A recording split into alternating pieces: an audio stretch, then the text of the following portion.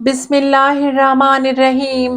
حضرت سہل بن سعد رضی اللہ عنہ فرماتے ہیں، ایک مرتبہ ایک عورت حضرت صلی اللہ علیہ وآلہ وسلم کی خدمت میں ایک چادر لے کر حاضر ہوئی اور عرض کیا کہ اے اللہ کے رسول صلی اللہ علیہ وآلہ وسلم، یہ چادر میں نے اپنے ہاتھ سے بنی ہے اور اسے میں آپ صلی اللہ علیہ وآلہ وسلم کی خدمت میں لائی ہوں تاکہ آپ اسے زیب تن فرما لیں۔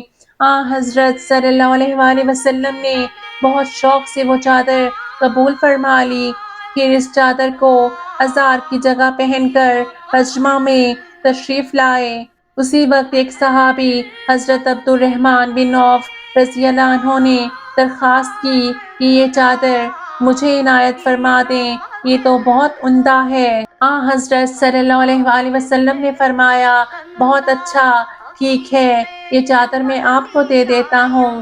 پھر کچھ دیر تشریف رکھنے کے بعد آپ صلی اللہ علیہ وآلہ وسلم اندر تشریف لے گئے اور دوسری ازار بدل کر وہ چادر سوال کرنے والے کو دے دی۔ یہ ماجرا دیکھ کر صحابہ کرام نے ان صحابی پر نکیر کی کہ جب تمہیں معلوم تھا کہ وہ عورت حضور پاک صلی اللہ علیہ وآلہ وسلم کے لیے اپنے ہاتھوں سے چادر بن کر تحفۃً لائی تھی اور پیغمبر صلی اللہ علیہ وآلہ وسلم کسی سائل کو رد نہیں فرماتے، تو تم نے یہ چادر مانگ کر اچھا نہیں کیا۔ حضرت عبد الرحمن بن عوف رضی اللہ عنہ نے جواب دیا، میں نے تو اپنے کفن میں استعمال کرنے کے لیے یہ درخواست پیش کی تھی۔ حضرت سہل فرماتے ہیں کہ واقعی ہی ایسا ہی ہوا۔ حضرت عبد الرحمن بن عوف رضی اللہ عنہ کا انتقال ہوا تو آپ رضی اللہ عنہ کو اسی چادر میں کفن دیا گیا۔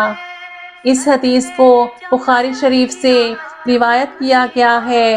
اللہ پاک ہم سب کی دین و دنیا بہتر بنائے، آمین۔